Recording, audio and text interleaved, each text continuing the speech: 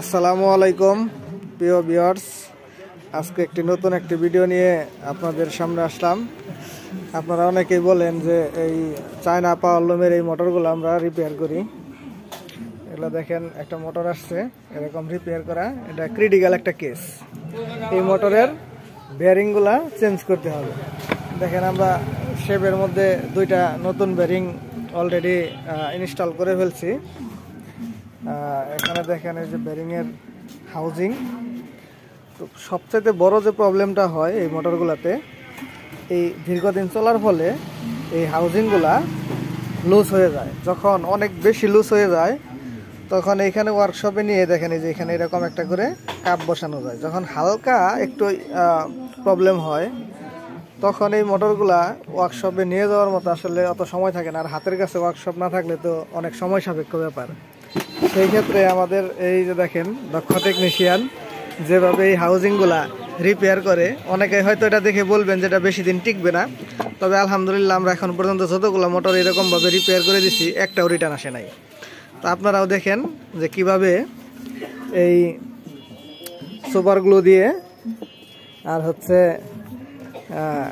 চিকন বালু দিয়ে এটাকে রিপেয়ার করা হয়। এখন যে আমাদের দক্ষ টেকনিশিয়ান রিপেয়ার করবে, আপনারা দেখেন। পরবর্তীতে আপনাদের যদি কারো প্রয়োজন হয় আপনারা এটা এইভাবে করতে পারবেন।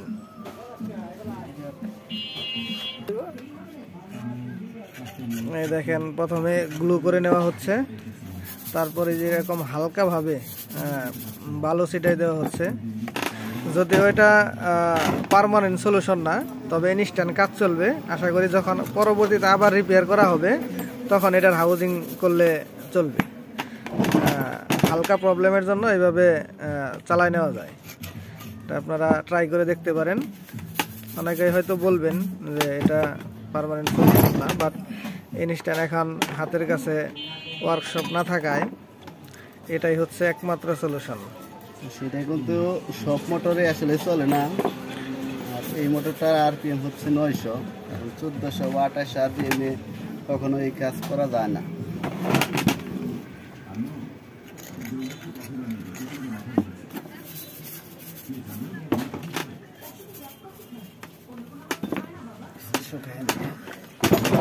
এখানে যে বালি করা হয়ে গেছে, এখন এটা শুকানোর পরে আবার হালকা একদম চিকন শিরিষ কাগজ দিয়ে হালকা একটা ঘষা দিয়ে একটু ফিনিশিং করে দেন হচ্ছে আমরা মোটরটা ইনস্টল করে ফেলব।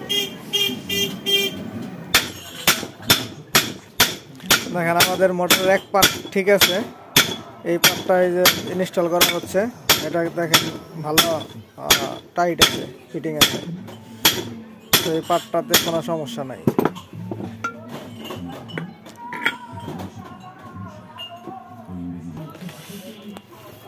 এই যে আমাদের এক পার্ট ফিটিং করা হয়ে গেছে। এখন দেখেন আমাদের এই যে এই ভালো দেওয়া পার্ট, এটা এই যে ফিটিং করা হচ্ছে।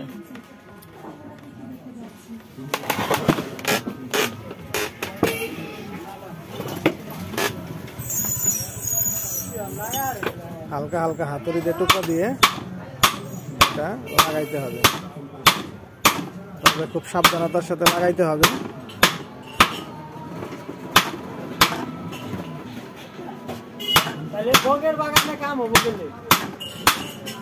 দেখেন এই ট্রিটমেন্ট করার পরে কতটা টাইট হয়ে গেছে।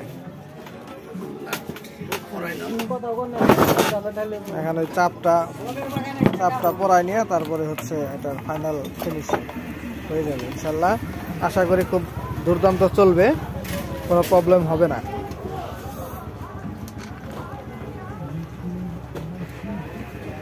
ধন্যবাদ সবাইকে।